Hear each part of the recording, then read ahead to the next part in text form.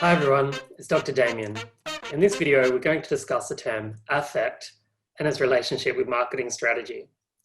In marketing and in psychology, we use the term affect to refer to the underlying experience of feeling. It is the opposite of cognition, which refers to our thoughts and our beliefs. Affect can be positive, we could like something, or it could be negative, we could have a dislike. It also has valence, so we can love something or we could hate it. We could be mildly irritated or we could be irate. Affect also activates our sympathetic nervous system. So there is a behavioural response. Perhaps our pupils will dilate when we experience a feeling, or our palms will get a little bit sweaty. We refer to this as arousal.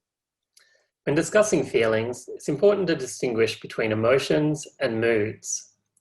Emotions are the short-term but strong and uncontrollable feelings we have after an encounter with a specific stimulus. So if your friend says something to you and it makes you feel a certain way, you've probably experienced an emotion. Moods, on the other hand, are less intense, but they tend to be longer lasting. And they're not always directed at a specific source. So you could wake up in a bad mood. However, sometimes a specific emotion might put you in a bad mood for the rest of the day. Emotions can impact behaviour.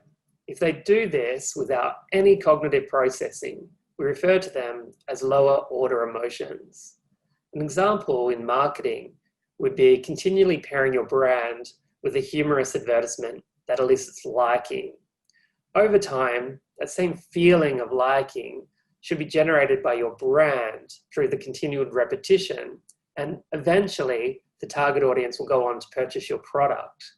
This would be an example of classical conditioning.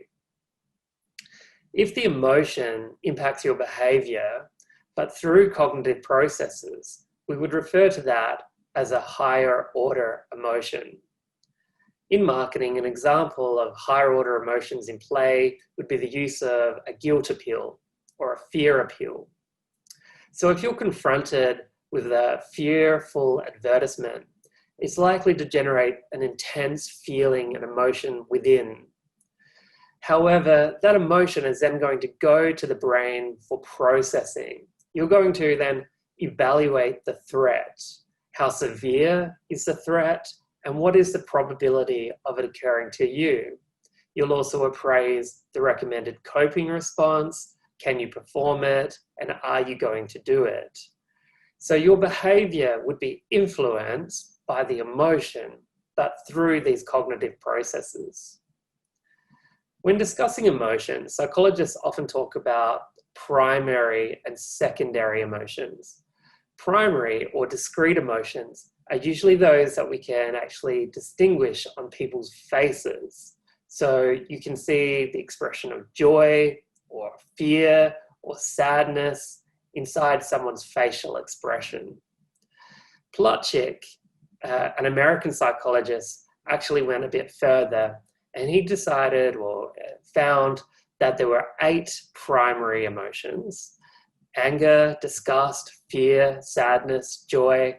And if I stop now, it sounds like I'm reading out the characters from a Pixar movie. But anger, sadness, fear, disgust, joy, acceptance, anticipation, and surprise are all primary emotions. They also have valence. So for example, anger would become rage when it is heightened, and would be just mild annoyance at a lower level. They also have opposites. So joy would be the opposite of sadness, and anticipation would be the opposite of surprise. These 8 primary emotions can also be combined to create any other emotion. So by combining joy and trust, we come up with the emotion of love. So when you are happy with someone and you put your trust in them, then Plutchik would describe that as love.